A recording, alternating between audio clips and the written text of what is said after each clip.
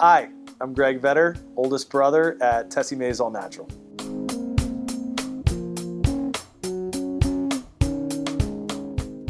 It's crazy. I mean, we started in one store and we just did demos. And so our target market is the millennial mom. So you put me and my two brothers behind a demo table talking to young moms all day, we're gonna sell a lot of salad dressing.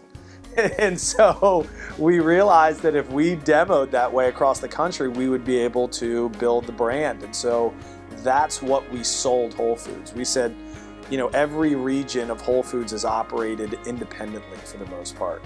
And so we took our success in the Mid-Atlantic and then we pitched the South region and we said, we promise that we will sell this and become your #1 selling salad dressing. And we're gonna do this through in-store demos. Store by store, region by region, we hired people and we would do demos 4 to 5 days a week in all of these stores across the country.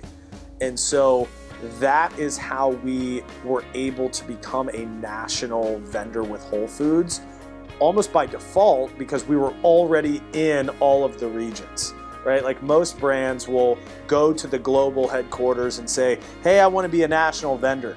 We called them after we were in every region and said, hey, are there any efficiencies that we can pick up with being in every single region of you guys?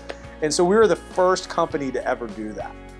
So I was a college athlete. You make your decision on where you're gonna go to school by who gives you the love, right? And so, here we are, a brand, and yeah, we were really small in the beginning, everybody is, and it was just a matter of who actually cared. And so I had reached out to the state economic development and county economic development to just say, hey, is there anything you guys can do to help?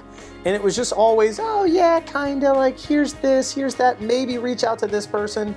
And then we use Maker's Mark's wax, right? Literally the wax vendor they use, we use. The pull tabs that they use, we use. And so we went down and met with the VP of bottling for Maker's Mark, and he just couldn't believe that you boys put the wax on the dressings. And we said, yes, we do. And so he called Kentucky State Economic Development, and next thing you know, we're having a meeting with these guys to move our entire business to Kentucky. And so we're like, wow, they're really loving us right now. And so we're like, all right, well, where else are great places to do manufacturing? North Carolina came up, Virginia came up, and New Jersey came up. And so we reached out, all super, super supportive, very aggressive to try and get us there. And so then the Baltimore Business Journal wrote an article about us leaving the state, and I got a phone call from Ken Ullman, and he said, I'm not gonna let you move out of the state of Maryland. And so he spearheaded really us staying in Maryland, and he found us our manufacturing facility in Baltimore County, even though he was the Howard County executive.